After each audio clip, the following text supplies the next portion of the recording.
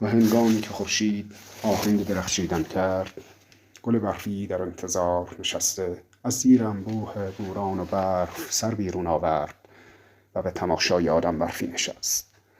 آدم برفی آرام آرام آب می شد و گل برفی تنها و تنهاتر و همچنان زیبا و مشتاق‌تر.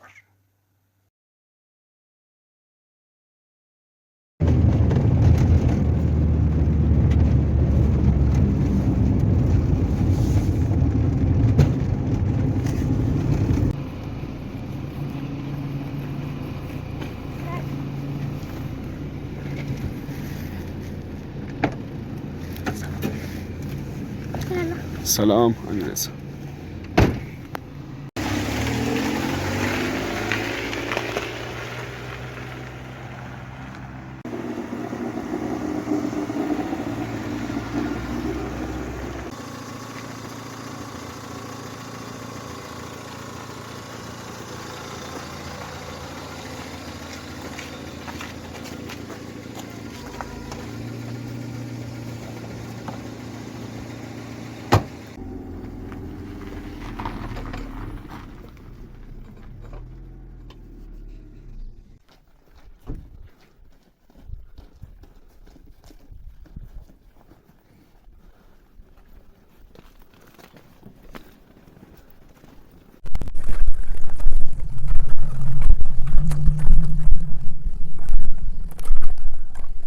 توی این روستای ایلاقی یک مدرسه کهنسال هنوز زنده و پاورجا باقی مونده و 5-6 تا بچه کوچولو هم کنار خودش داره و داره تو دامنش پرورش میده. البته جوانتر که بوده بیشتر از اینها رو تو کلاساش جا میداده، ولی الان دیگه سن و سالی ازش گذشته و حوصله‌ای براش باقی نمونده. من هم با افتخار انتخاب شدم تا مقطعی از زندگیمو کنار این بچه ها سپری کنم.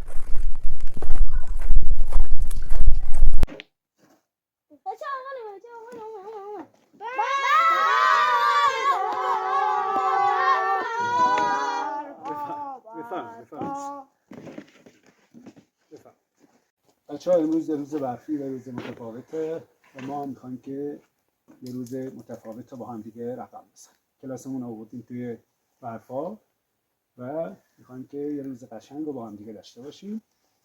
امروز یک مهمون جدید براتون میاد، مهمونی که خودتون دعوتش کردید، مهمونی که یک روز فقط مهمان شماست و میره، ولی یاد و خاطرش سالهای سال در ذهنتون باقی میمونه.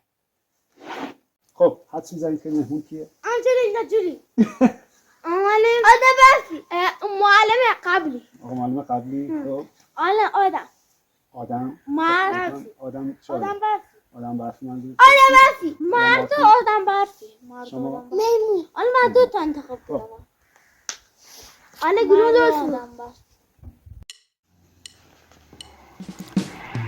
دنیای بچه ها شفاف و به سپیدی همین برف، سرشار از لطافت و سادگی، پاک و درخشان مثل خورشید و تو میتونی انعکاس تابش قلبشون رو با تمام وجودت حس کنی.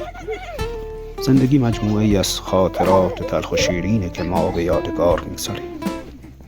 زندگی همین پیوستگی لحظه هاست.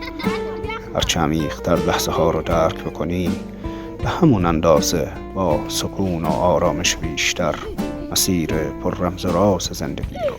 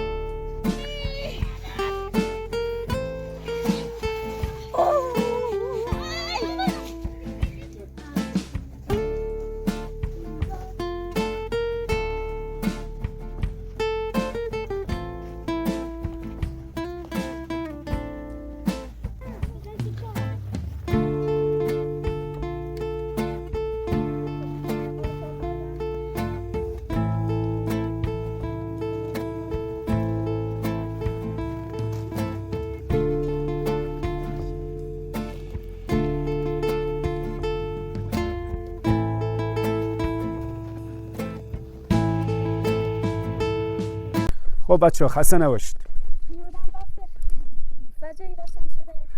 آدم برفی فضایی خیلی هم قشنگ. خب اسمش آدم برفی فضاییه. خب بچه ها دستتون درد نکنه. قرار شد که ما خودمون دعوتش کنیم، دعوتش کردیم اومد و قرار شد یک درسی به ما بده. درست امیر حسین؟ کی گفته که من زبون ندارم؟ من که زبون دارم. یا تو سلام نمیگی بیا اینجا هم هستم، بیا اینجا همونجا. ببینید بچه ها، محمد حسن میگه که این امیر حسین خان میگه این زبون نداره. خب اتفاقا من همینو میخواستم بهتون بگم که این آدم برفی زبون داره، مثل همه این درخت‌ها که زبون دارن و با ما حرف میزنن. وقتی ما آب به این درخت‌ها میدیم، این درخت‌ها تشکر از ما میکنن. وقتی به این گربه‌ها غذا میدیم، این گربه‌ها از ما تشکر میکنن. همه آفریده‌های خدا از ما تشکر میکنن وقتی بهشون محبت میکنیم. این زبان مشترک ماست، زبان چی؟ قلب، زبان دل، که همه آفریده‌های خدا با این زبان میتونن با هم دوست باشن، میتونن با هم ارتباط برقرار کنن. خب از این به بعد آدم برفیاتون چه کم داشت؟ یه قلب. از این به بعد آدم برفی ساختید، یه قلب هم بهش اضافه کنید.